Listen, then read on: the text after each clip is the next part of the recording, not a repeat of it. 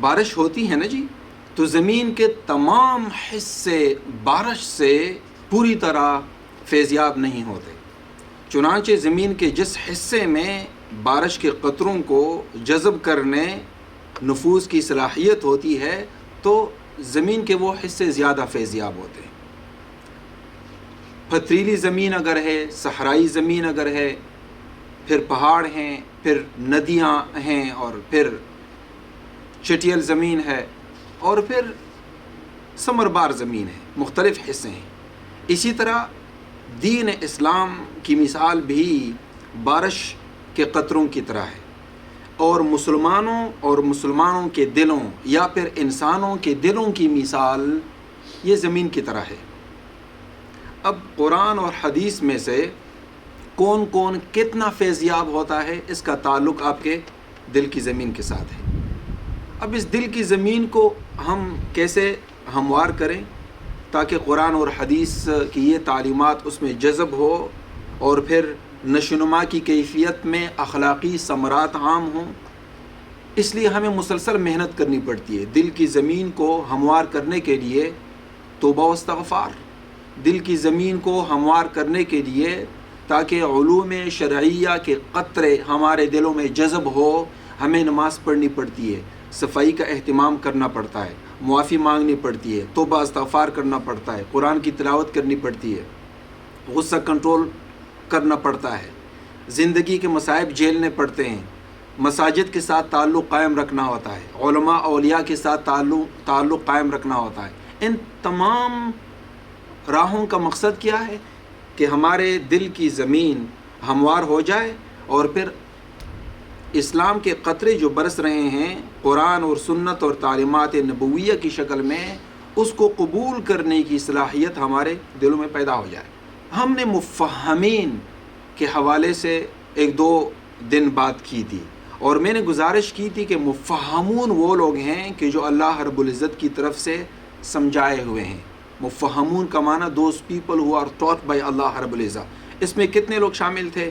کامل، number 2 حکیم، number 3 خلیفہ، number 4 مؤید بروح القدس، نمبر 5 مزکی ہادی، نمبر 6 امام، نمبر 7 منذر، اور نمبر 8 نبی۔ اب چونکہ عام مسلمان تو نبی بننے سے رہا، لیکن نبی کی نبوت میں عام مسلمان کا حصہ بہرحال ہوتا ہے۔ ایک ادنا مسلمان بھی جب خواب دیکھتا ہے تو پیغمبر نے فرمایا کہ یہ بھی نبوت کے 46ویں حصے میں سے ایک حصہ ہے، خصوصاً جب اس الہام کو قبول کرنے کی صلاحیت آپ میں ہوتی ہے۔ تو یہ ہم نے 7-8 قسموں پر بات کی تھی۔ آج ہم ایک اور انداز سے بات کرتے ہیں۔ آپ نے صورت واقعہ ضرور پڑھا ہوگا۔ الفاظ اس کے کیا ہے؟ وَكُنْتُمْ أَزْوَاجًا ثَلَاثَةً، تم 3 حصوں میں بانٹ دیے جاؤ گے، اصحاب المیمنہ، اصحاب المشأمہ، اور السابقون السابقون۔ بھئی جب مسلمان ایک ہی ہیں سب، تو پھر ان 3 قسموں میں تقسیم کرنے کی وجہ کیا ہے؟ تو میں نے جس طرح گزارش کی ہے کہ زمین کے مختلف حصے بارش کو قبول کرنے کے حوالے سے مختلف صلاحیت رکھتے ہیں، اسی طرح مسلمان بھی اپنے ایمانی معیار کی وجہ سے تمام برابر نہیں ہیں۔ تو قرآن مجید نے جو کہا کہ اصحاب المیمنہ ما اصحاب المیمنہ، واصحاب المشأمہ ما اصحاب المشأمہ، والسابقون السابقون اولئک المقربون، یہاں میں تھوڑا رکتا ہوں یہ بتانے کے لیے کہ آج ہم کس پر بات کریں گے۔ آج ہم ان 3 قسموں میں سے صرف السابقون السابقون پر بات کریں گے۔ تو آنے والے 20-25 منٹ یہ السابقون السابقون کے لیے مختص ہے کہ اس سے کون مراد ہے۔ قبل اس کے کہ ہم السابقون السابقون کی 9 قسموں پر بات کریں، ہم السابقون السابقون کے 2 حصے ذکر کرتے ہیں۔ ممکن ہے یہ چیزیں مشکل ہو، لیکن آپ برداشت کیجیے، چونکہ تمام اسباق کا ایک خاص تسلسل ہے، اس رنگ کو ہمیں قبول کرنے کی ضرورت ہے۔ عام انسان 2 قسم کے ہوتے ہیں۔ ایک انسان وہ ہوتا ہے کہ جس میں بہیمیت یعنی اس کی حیوانیت اور اس کی ملکیت فرشتہ پن یہ دونوں اعلیٰ درجے کے ہوتے ہیں، اور ان دونوں میں آپس میں تعلق مضبوط ہوتا ہے، یعنی انسان کا جسم اور انسان کی روح ملکیہ، فرشتہ پن، ان دونوں کا آپس میں تعلق مضبوط ہوتا ہے۔ اس قسم کے انسان عملی زندگی میں اخلاقیات کا جو مظاہرہ کرتے ہیں وہ بڑا مختلف ہوتا ہے۔ دوسرے قسم کے انسان وہ ہوتے ہیں کہ جن کے جسم اور روح کا آپس میں تعلق یہ دوستی اور مصالحت کا نہیں ہوتا۔ جسم ان کو گناہوں کی طرف، غفلت کی طرف، سستی کی طرف کھینچتا ہے، اور ان کی روحانیت ان کو للہیت کی طرف کھینچتی ہے۔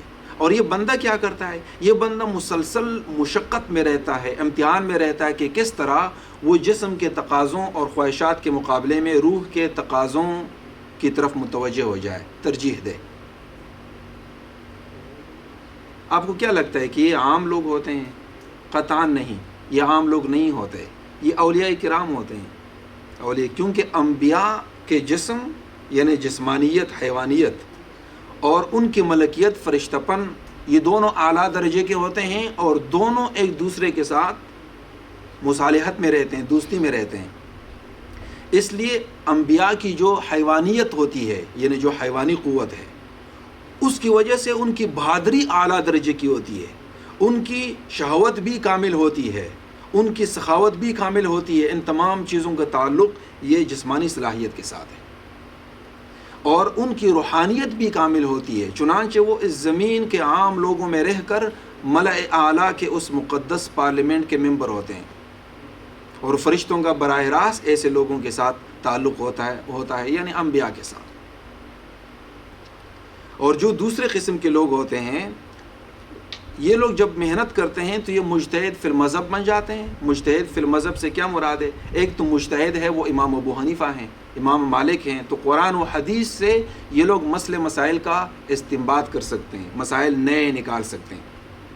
لیکن مجتہد فی المذہب وہ ہوتا ہے کہ جو قرآن اور حدیث سے براہ راست مسائل نکالنے کی صلاحیت تو نہیں رکھتا، لیکن امام ابو حنیفہ رحمۃ اللہ علیہ نے جو مسائل کو نکالنے کے لیے جو فارمولے، جو اصول متعین کیے ہیں، یہ بندہ ان اصولوں کو بروئے لاتے ہوئے مسائل کو سمجھنے کی صلاحیت رکھتا ہے۔ اس کو مجتہد فی المذہب کہتے ہیں۔ لیکن کیا عام علماء مجتہد فی المذہب ہیں؟ جواب یہ ہے کہ نہیں، وہ مجتہد فی المذہب نہیں ہے۔ یہ کون ہے؟ یہ مثلا امام طحاوی رحمۃ اللہ علیہ، امام کرخی رحمۃ اللہ علیہ، یہ بڑے عظیم درجے کے عالم تھے۔ اب راسخین فی العلم یہ کون لوگ ہیں؟ تو ان کی 9 قسمیں، السابقون، معافی چاہتا ہوں، السابقون، قرآن نے 3 قسم کے لوگوں کی بات کی ہے، اصحاب المیمنہ، اصحاب المشأمہ اور السابقون۔ ہم آج اصحاب المیمنہ پر بات نہیں کرتے، اصحاب المشأمہ پر بھی بات نہیں کرتے، السابقون پر بات کرتے ہیں۔ السابقون کی 9 قسمیں: نمبر 1 مفردون، نمبر 2 صدیقون، نمبر 3 شہداء، نمبر 4 الراسخون فی العلم، نمبر 5 عباد، نمبر 6 زہاد، نمبر 7 مستعدون للخلافہ، تشریح میں بعد میں کروں گا، اور آگے اصحاب الخلق، اور 9ویں قسم جو ہے وہ متشبہون بالملائکہ۔ 9 قسمیں ہیں، ان کا تعلق السابقون کے ساتھ ہے۔ اب سوال یہ ہے کہ کیا ہم میں سے کچھ ایسے لوگ ہیں کہ جو السابقون میں شامل ہیں؟ اگر نہیں ہیں تو پھر کیا ہم شامل ہو سکتے ہیں؟ تو گفتگو کے تناظر میں ہمیں اس کا بھی اندازہ ہو جائے گا۔ لیکن یہاں ایک بات میں عرض کروں کہ جب آپ گنتے ہیں 1 2 3 4 5 6 7 8 9 10، تو جب آپ 10 بولتے ہیں اس میں 9 شامل ہیں۔ جب آپ 30 بولتے ہیں تو اس میں 1 2 3 9 تک تو شامل ہیں، لیکن اس کے اوپر کچھ اور بھی شامل ہیں۔ یہ مثال میں کیوں دے رہا ہوں؟ یہ اس لیے عرض کر رہا ہوں کہ یہ جو نبی کی شخصیت ہے، فرض کیجئے کہ اس نبی کو اللہ نے جو علم دیا ہے اس کی 1000 قسمیں، میں صرف مثال دے رہا ہوں، ایسا نہیں ہے کچھ، میں صرف مثال دے رہا ہوں، 1000 قسمیں، اور نبی کی شخصیت میں ان 1000 قسموں کو جذب کرنے اور ڈیل کرنے کی صلاحیت ہوتی ہے۔ یہ ایسا ہی ہے کہ انسان بندہ جو ہے وہ گیند 10-12 گیند لیتا ہے اور وہ تمام گیند کے ساتھ میں تو ایک گیند کے ساتھ کھیل سکتا ہوں، 2 کے ساتھ نہیں، لیکن جو بندہ ماہر ہوتا ہے وہ کئی گیندوں کے ساتھ اس طرح کھیلتا ہے اور کوئی گیند اس کا نیچے نہیں گرتا۔ اسی طرح پیغمبر کی مثال ہوتی ہے، یہ تمام علوم کے ساتھ کھیلتا ہے۔ یہ کھیلنے کا لفظ میں صرف استعارے کے طور پر استعمال کر رہا ہوں۔ تو جو نبی ہوتا ہے یہ 1000 گیندوں کے ساتھ کھیلنے والا بندہ ہوتا ہے۔ اب عام بندہ کیا کرے گا؟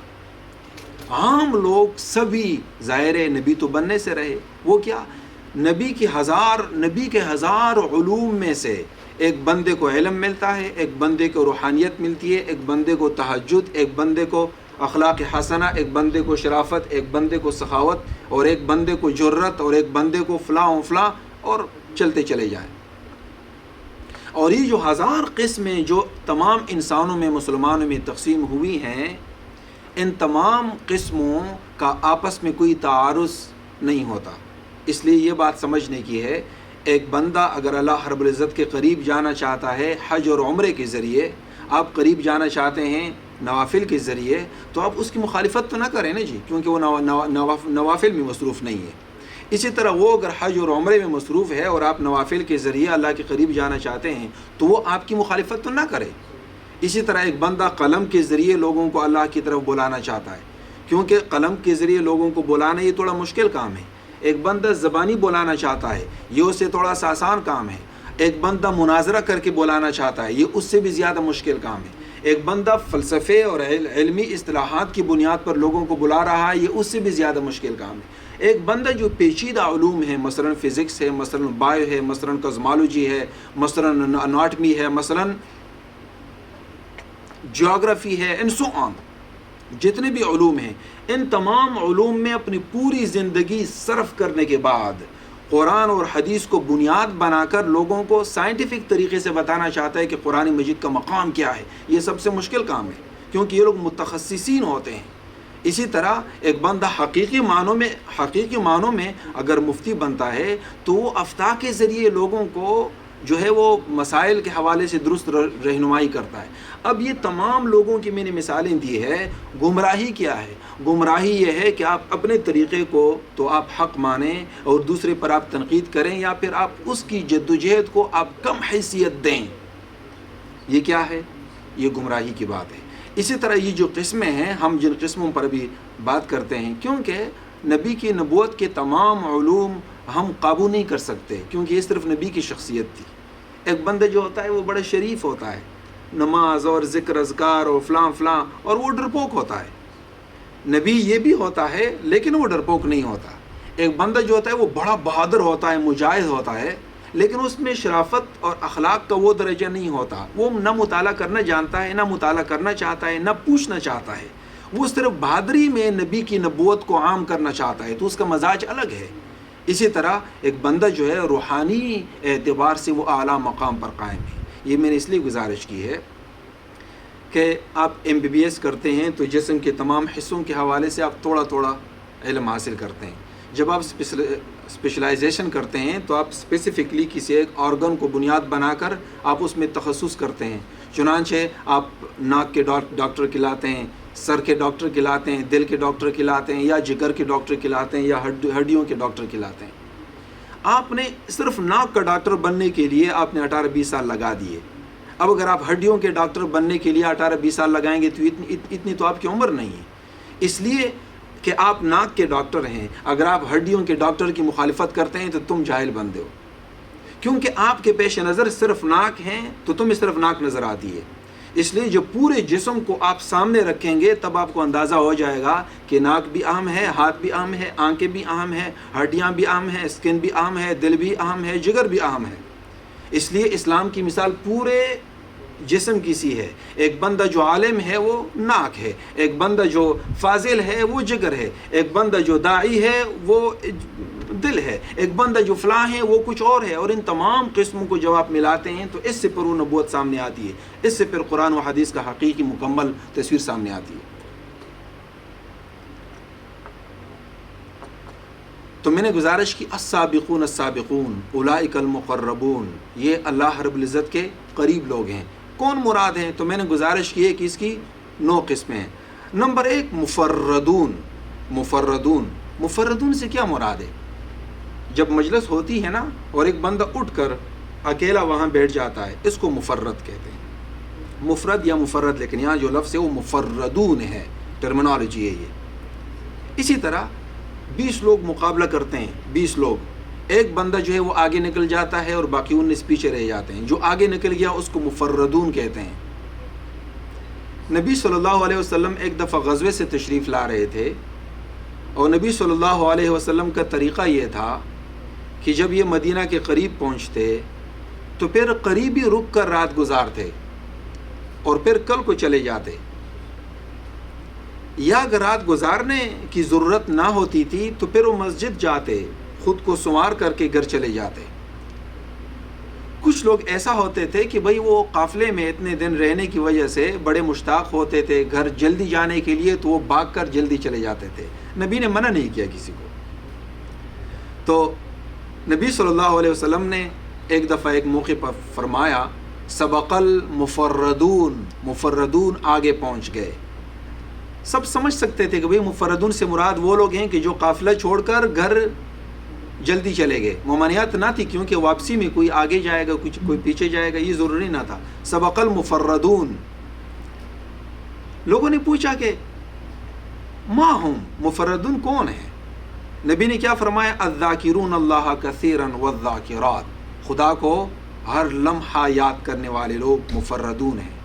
یہاں ایک بات کو سمجھنے کی ضرورت ہے، حالانکہ مفردون کا معنی ذکر کرنا نہیں ہوتا، یہ ایسا ہی ہوتا ہے کہ بھئی 20 لوگ ہیں یہاں پہ اور ہم کہتے ہیں کہ بھئی برہان بھائی تو پہنچ گئے، جی پہنچ گئے، مثلا ان کی لاٹری لگ گئی، خدا کرے آپ کی لاٹری لگ جائے، اچھا ان کی لاٹری لگ گئی، اب میں یہ کہوں کہ بھئی برہان تو پہنچ گیا، اب آپ کہیں گے کہ پہنچ گیا سے کیا مراد ہے؟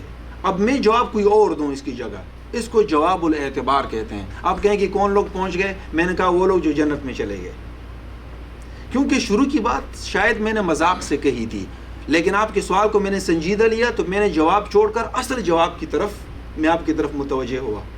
یہ بات سمجھ رہے ہیں آپ جی؟ نبی نے جو فرمایا سبق المفردون، اس سے وہ لوگ مراد تھے کہ جو قافلہ چھوڑ کر گھر چلے گئے، اس میں کوئی برائی کی بات نہ تھی۔ جب صحابہ نے پوچھا کہ بھئی مفردون کون لوگ ہیں، نبی نے جواب یہ نہیں دیا کہ جو آگے چلے گئے، جواب کیا دیا؟ وہ لوگ کہ جو اللہ تک پہنچ گئے۔ تو نبی کی حالت جو پہلی والی تھی وہ شہودی حالت تھی، شہودی حالت، اس بات کو سمجھنے کی ضرورت ہے، خدا کرے آپ ان باتوں کو سمجھیں۔ نبی کی پہلی والی حالت یہ شہودی حالت تھی، دنیا والی حالت تھی، اور پھر فوراً نبی کا ذہن ملأ اعلیٰ کی طرف منتقل ہوا۔ اسی لمحے جو صحابی نے سوال پوچھا کہ پہنچنے والے لوگ کون ہیں، تو نبی نے وہ جواب نہیں دیا بلکہ وہ جواب دیا جو ملأ اعلیٰ سے تھا کہ بھئی الذاکرین اللہ کثیرا والذاکرات، پہنچنے والے پہنچ گئے۔ تو اس سے کیا مراد ہے؟ اب دیکھیں قافلہ یہاں پر موجود ہے، کچھ لوگ قافلہ چھوڑ کر گھر چلے گئے الگ ہو کر، اسی طرح تمام لوگ یہاں پر موجود ہیں، کام میں جتے ہوئے ہیں، لیکن کچھ لوگ جو دنیا کے کام چھوڑ کر اللہ کی طرف متوجہ ہو جائیں، یہ ایسا ہی ہے کہ قافلہ چھوڑ کر جلدی گھر کی طرف لوٹنے والے۔ تو یہ دنیا یہ ایک قافلہ ہے، ہم سب اس قافلے میں شریک ہیں۔ اس قافلے کو چھوڑ کر مثلا کام میں آپ جتے ہوئے ہیں، نماز کا وقت ہو جاتا ہے اور آپ نماز کی طرف آ جاتے ہیں، سو یو آر مفردون of you can do that. اسی طرح آپ سو رہے ہیں، یہ قافلہ ہے، سب سو رہے ہیں، اب اس نیند کے قافلے سے نکل کر اللہ کے دربار میں جانے والے کم لوگ ہیں، آپ اگر ایسا کر سکیں تو یو آر مفردون۔ اگر کوئی بات آپ کو بری لگی تو آپ غصہ کریں گے، رد عمل ظاہر کریں گے، سبھی ایسا کرتے ہیں، اور جو ایسا نہ کرے مفردون۔ مفردون مطالعہ کرنا آسان نہیں ہوتا، جو کرے گا تو مفردون۔ محنت کر کے آپ نے دولت کمائی ہے، صرف کرنا یہ آسان نہیں ہوتا، سب لوگ ایسا نہیں کرتے، آپ اگر کریں گے اللہ کے لیے تو مفردون۔ تو مفردون کے معنی یہ ہے کہ آپ جو واٹر فلو ہے آپ اس کے مخالف سمت سوئمنگ شروع کر دیں، مفردون کے معنی ہے، یعنی پانی یہاں جا رہے ہیں نا یوں کر کے پانی، اب جو تمام جو مچھلیاں ہیں وہ بھی یوں کر کے پانی میں تیر رہی ہیں، اب اس میں اگر ایک مچھلی پانی بہنے کے سمت مخالف تیرنا شروع کر دے، آپ سمجھ رہے ہیں جی، پانی یہاں بہ رہا ہے اور مچھلی جو ہے وہ یہاں تیرنا شروع کر دے، اس کو مفردون کہتے ہیں۔ ویسے میں برسبیل ذکر آپ کو بتا دوں کہ کچھ مچھلیاں ایسی ہوتی ہیں کہ جو پانی کے ساتھ بہتی ہیں، اور کچھ مچھلیاں ایسی ہوتی ہیں کہ جو پانی کے مخالف سمت تیرتی ہیں۔ ان مچھلیوں کو کیا کہتے ہیں؟ خاص قسم نام ہے اس کا، ٹراؤٹ مچھلی یا کوئی، سویٹ بھی ہوتا ہے، یس، اس کا ٹیسٹ بھی سویٹ ہوتا ہے، اور اس کی بنیادی وجہ وہ فریکشن ہے کہ جو پانی کے بہاؤ کے مخالف سمت دوڑنے اور تیرنے کی وجہ سے اس میں اب جو زاہد ہوتا ہے، جو عالم ہوتا ہے، جو فاضل ہوتا ہے، جو زاہد ہوتا ہے، جو عابد ہوتا ہے، وہ داعی ہوتا ہے، وہ اس معاشرے کے بہتے ہوئے پانی کے مخالف سمت دوڑتا ہے، اس لیے اس کو مفردون کہتے ہیں۔ تو نبی نے کیا فرمایا؟ سبق المفردون، سبق المفردون۔ اس بات کو آپ ذہن میں رکھیں، اور جب بھی کوئی اس قسم کی حالت اور کیفیت پیدا ہو جائیں، آپ خود کے ساتھ یہ شرط باندھیں کہ میں نے مقابلہ کرنا ہے۔ مثلاً کیسے مقابلہ کرنا ہے؟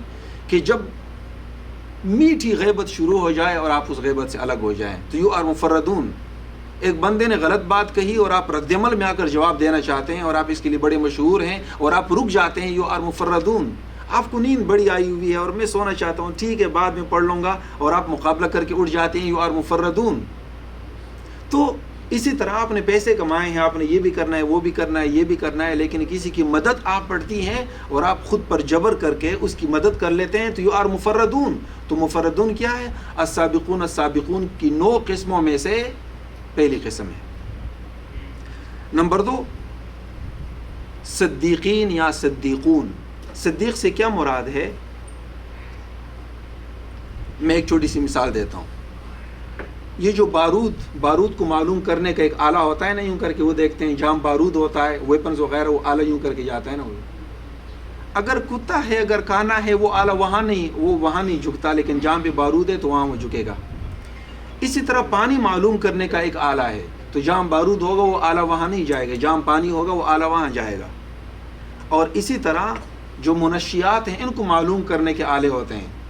اب صدیق کون ہوتا ہے؟ صدیق یہ ہوتا ہے کہ وہ مکمل بارود کو معلوم کرنے کا وہ جو آلہ ہوتا ہے اس کی طرح ہوتا ہے، جہاں شریعت جاتی ہے وہ بندہ وہاں جاتا ہے، جہاں شریعت جاتی ہے وہ بندہ وہاں جاتا ہے۔ یعنی اگر گمراہی پھیل جائے چاروں طرف اور اس گمراہی میں کسی کو حق معلوم نہ ہو کہ حق کیا ہے، تو پھر تمہیں صدیق کو دیکھنے کی ضرورت ہے کہ صدیق کہاں جاتا ہے، کیونکہ صدیق حق کو معلوم کرنے کا کمپاس ہے، آلہ ہے، یوں کر کے۔ یہ بات سمجھ رہے ہیں نا آپ؟ تو صدیق کے معنی ہیں، اس لیے حضرت ابوبکر صدیق رضی اللہ عنہ کو یہ جو لقب ملا ہے الصدیق، یعنی یہ ہے کہ اس نے گمراہی کے عالم میں جب چاروں طرف نبی کا نام لینے والا ظاہر قابل گردن زدنی ہوتا تھا اور لوگوں نے کہا ایک ایسی بات کہی جو مانے جانے کے قابل نہ تھی، مثلا یہ کہنا کسی نے پتھر اٹھایا، ٹھیک ہے اٹھایا ہوگا، پانی پیا پلایا، ٹھیک ہے کیا ہوگا، لیکن ایک بندہ آسمان چل کر آ گیا ہے۔ اب ابوبکر صدیق سے کسی نے پوچھا ایسا ممکن ہے؟ اس نے کہا نہیں۔ اس نے کہا ٹھیک ہے، تو پھر وہ جو تمہارا دوست ہے نا جس کی تم بڑی تعریف کرتے ہو، اس نے ایسا کہا ہے۔ صدیق نے کیا کہا؟ اگر اس نے کہا ہے تو یہ غلط نہیں ہے، یعنی اس نے اپنی عقل کو چھوڑ دیا اور کہا کہ اگر اس نے کہا ہے تو یہ عقل سے اونچا ایک مرتبہ تھا، اس لیے گمراہی کے عالم میں اس بندے نے ہدایت کو پہچانا، اس لیے اس کو صدیق کا لقب پیغمبر نے دیا۔ تو یہ ایک مرتبہ ہے، یہ ٹائٹل نہیں ہے کہ میں کہوں کہ جی شیخ صاحب، میں کہوں کہ میں قاضی صاحب، میں یہ کوئی ٹائٹل نہیں ہے، یہ وہ مرتبہ پوزیشن ہے کہ جو نبی نے اس عادت اور فطرت کی وجہ سے وہ پوزیشن ملأ اعلیٰ میں دیکھ کر کہ بھئی اس بندے کا مقام وہ ہے اگر اس کو یہ اس راستے پر یہ چلتا رہا، اس لیے اس کو کہا صدیق۔ تو صدیق وہ ہوتا ہے کہ جو دین اسلام کو ظاہر کرنے کا آلہ ہوتا ہے۔ اس کی ایک چھوٹی سی مثال میں دیتا ہوں۔ ہم کیا ذکر کر رہے ہیں؟ ہم یہ ذکر کر رہے ہیں کہ دیندار لوگوں کی 3 قسمیں ہوتی ہیں، السابقون السابقون، اصحاب المیمنہ، اصحاب المشأمہ، اور ہم آج السابقون السابقون پر بات کر رہے ہیں، اور السابقون السابقون کی 9 قسمیں ہیں۔ ہم نے پہلی قسم جو بتائی مفردون کی تھی، دوسری قسم صدیقون یا صدیقین یا صدیق کی ہے۔ اب اس کی مثال دے رہا ہوں دوسری قسم کی۔ ابوبکر صدیق رضی اللہ عنہ جب ایمان لے کر آئے تو ان کے بیٹے عبد الرحمن وہ کافروں کے کیمپ میں تھے، وہ مسلمان نہیں ہوتے۔ تو جنگ بدر میں جب موڈ بیڑ ہوئی ہے تو ظاہر بیٹا اس طرف ہے، کفار کی طرف ہے، اور ابوبکر اس طرف ہے۔ جب وہ مسلمان ہوئے تو برصغیر ذکر بات چھڑی ہوئی تھی، تو بیٹے نے کہا کہ ابو یقین جانیے جنگ بدر میں کئی مواقع پہ تم میری تلوار کے نیچے آئے. پھر میں نے کہا نہیں یہ تو میرے ابو ہیں، اور میں نے تلوار پیچھے کھینچ لی اور میں کسی اور طرف چلا گیا. ویسے میں ایک بات پوچھوں، ابو زیادہ پیارا لگتا ہے یا پھر بیٹا زیادہ پیارا لگتا ہے فطری طور پر؟ جواب یہ ہے کہ ابو اس لیے پیارا لگتا ہے کہ تم اس کے جگر کا حصہ ہو، اس لیے اس درد کا احساس ابو کو ہوگا. لیکن بیٹا یہ تمہارے جگر کا حصہ ہے، اس کا احساس تجھے ہوگا. جواب کیا ہے؟ بیٹا زیادہ پیارا لگتا ہے. احساس کی بات میں کر رہا ہوں. تو بیٹا جو ہے وہ ابو کو نہیں مارتا. اب یہ حضرت ابو بکر کو کہنا چاہیے تھا، لیکن ابو بکر کا جواب دیکھیں. ابو بکر رضی اللہ عنہ نے فرمایا کہ بیٹے تم نے تو مجھے چھوڑ دیا، لیکن یقین کیجئے کہ اگر میری تلوار کے نیچے جنگ بدر کے موقع پہ تم آتے تو میں تلوار پیچھے نہ ہٹاتا. کیوں ابو بکر نے ایسا کہا؟ میں نے صدیقون کی بات کی ہے کہ یہ کمپاس حق کو پہچاننے کا آلہ ہوتا ہے. اب یہ میں نے کیوں؟ اس لیے کہ بیٹے کو ابو نظر آیا، لیکن ابو بکر صدیق ہیں اور ابو کو بیٹا نظر نہیں آیا. ابو کو صرف شریعت نظر آ رہی تھی، اس لیے ابو بکر ان کو قتل کر سکتا تھا لیکن بیٹا اس کو قتل نہیں کر سکتا تھا. ابو کو باپ نظر آیا لیکن باپ کو بیٹا نظر نہیں آیا، شریعت نظر آئی. یہ کیوں؟ کیونکہ وہ مرتبہ صدیقیت پر قائم تھا، مرتبہ صدیقیت پر قائم تھا.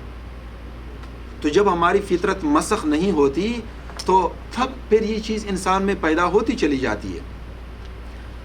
حضرت عائشہ رضی اللہ عنہا صدیقہ تھی، حضرت مریم علیہ السلام یہ صدیقہ تھی، اسی طرح آسیہ صدیقہ، اسی طرح ابو بکر صدیق رضی اللہ عنہ صدیق. تو یہ ایک مرتبہ ہے. اب جب آپ غور کرتے ہیں کن لوگوں کو یہ لقب دیا گیا ہے صدیقیت کو پہچاننے کے لیے، مریم علیہ السلام کی پوری تاریخ آپ کو پڑھنی ہوگی، ابو بکر صدیق رضی اللہ عنہ کے تمام مزاج کو سمجھنا ہوگا، حضرت عائشہ رضی اللہ عنہ جیسی عالمہ خاتون کی تاریخ آپ کو پڑھنی ہوگی. تب آپ کو اندازہ ہو جائے گا کہ بھئی صدیقیت سے کیا مراد ہے. تو یہ ایک مرتبہ ہے بہت بڑا.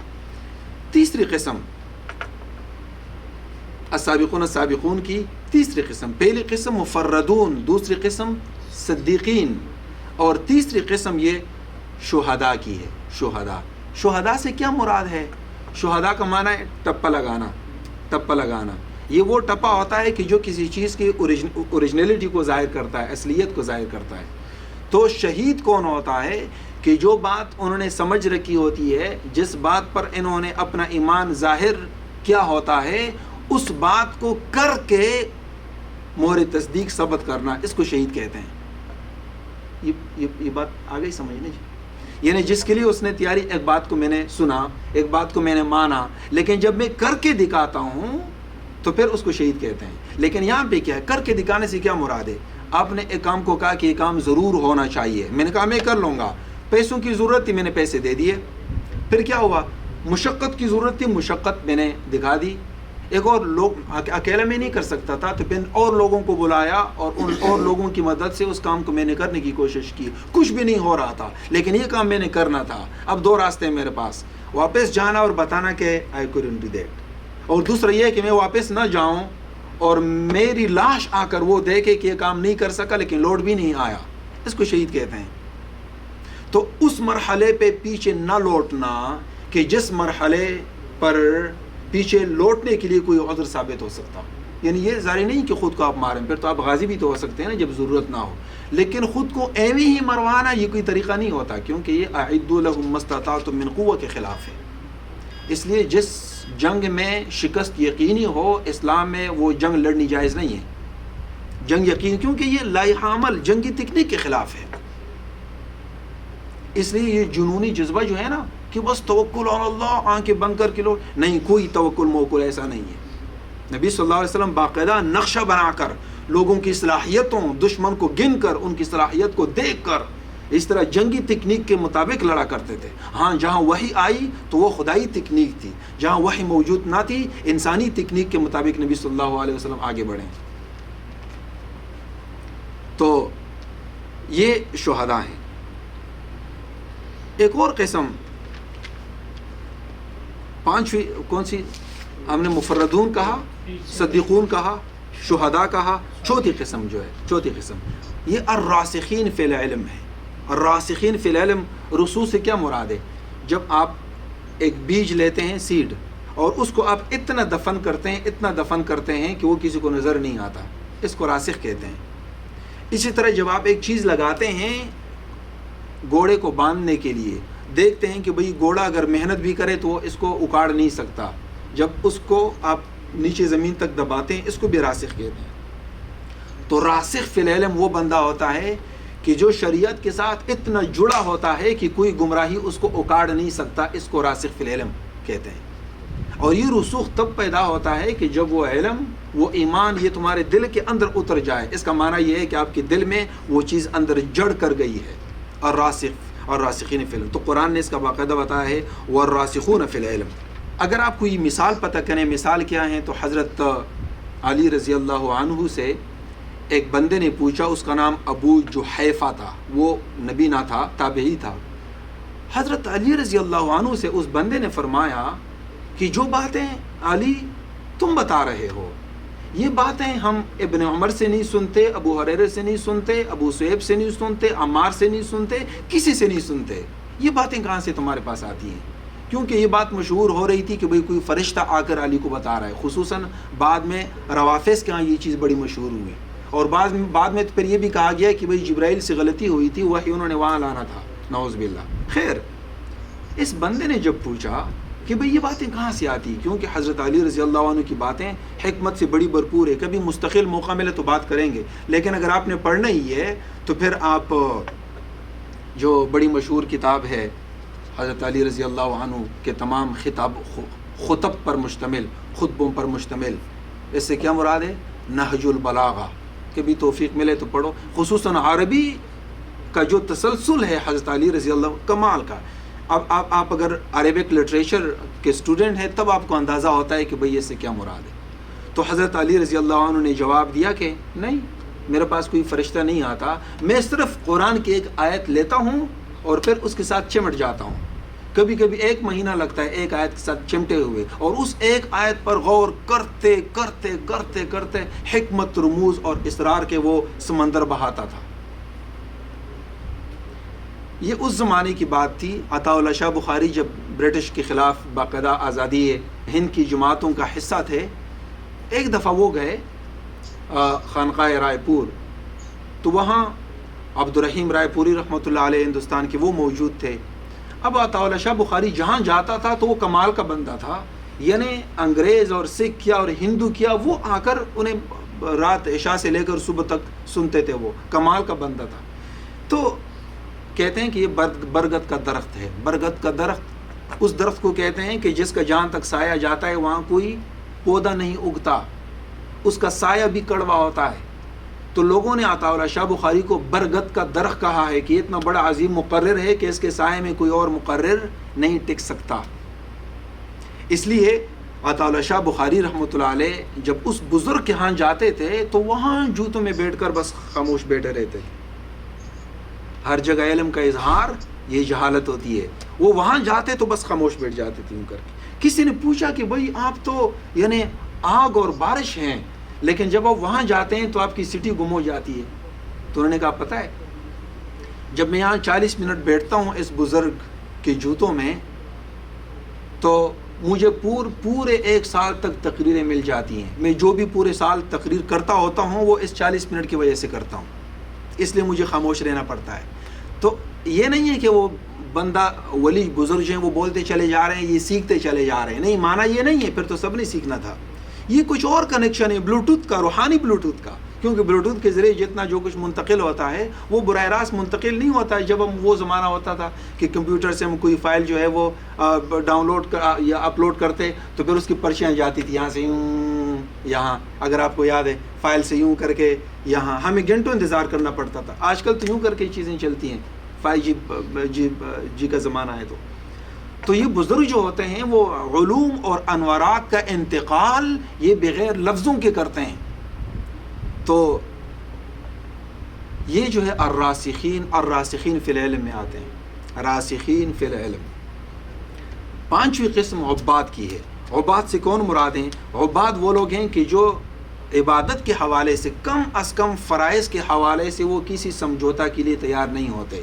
ہم کچھ اور نہیں کر سکتے، کم از کم یہ تو کر سکتے ہیں. لیکن آپ عابد بن جائیں گے.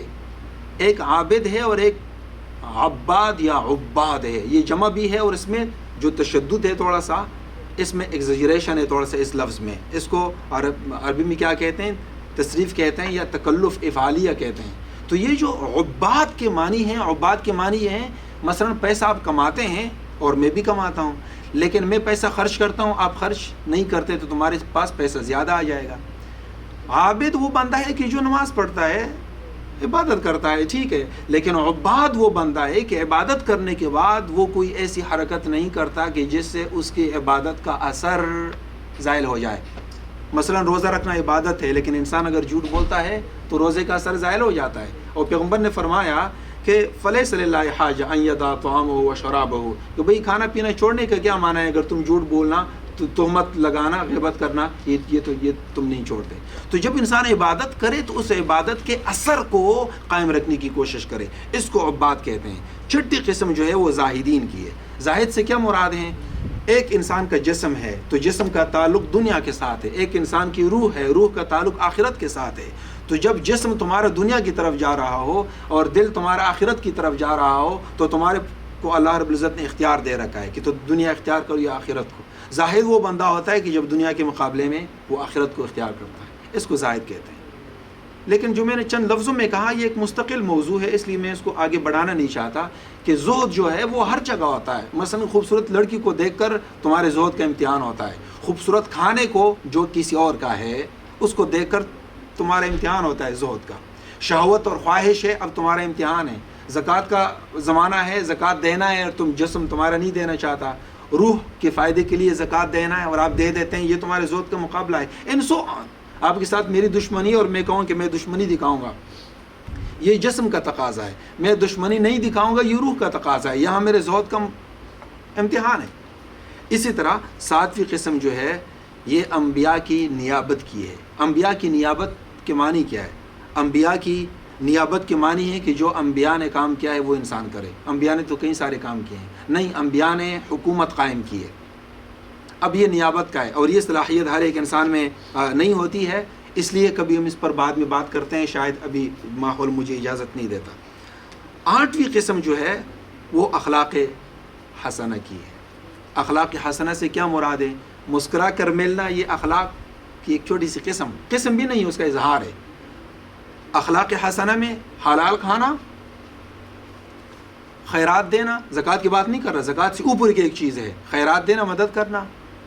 حیا سے کیا مراد ہے؟ لڑکی دیکھ کر آنکھیں جھکانا نہیں. حیا سے مراد یہ ہے کہ تمہارے دل میں جب گندے خیالات آتے ہوں تم اس پر کنٹرول کر سکو.